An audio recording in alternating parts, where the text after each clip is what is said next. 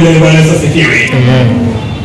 Na ndio jambo pekee ambalo Yesu Kristo amekuwa akitangaza. Na ni maana unaweza kusoma kitabu chote kuanzia Mwanzo 1 na Mwanzo 2 inaelezea wakati ambapo dunia ikiwa kwenye hali nzuri, lakini Mwanzo 3 mpaka Ufunuo 20 utaona kwamba tayari jambo limeingia kwenye ulimwengu, tayari ukombozi, injili ikatolewa kwenye wanadamu.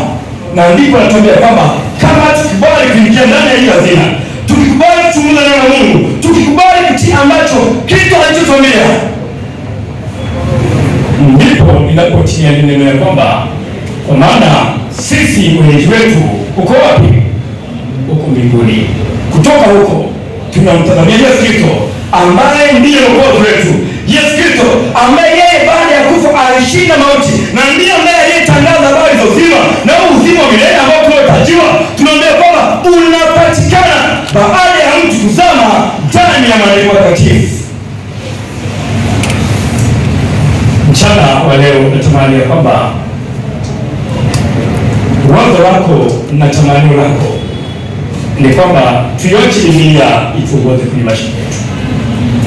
Tuache neno la Mungu lituongoze. Tuipokee hazina ambayo Mungu alificha ndani ya maandiko matakatifu. Na ndio maana haiwezi kupatikana kwa vitabu vingine vya kawaida, isipokuwa ndani ya neno la Mungu, neno ambalo linalotakasa, neno ambalo linaloongoza, neno ambalo linalobadili mienendo yetu mibaya na kutuweka kwenye mienendo ambayo tunafanana na raia wa mbinguni. Na ndio neno ambalo linaleta uzima. Na ndio neno ambalo Mungu alisema ya kwamba ndani ya shamba iko hazina. Bwana Yesu asifiwe. Amen.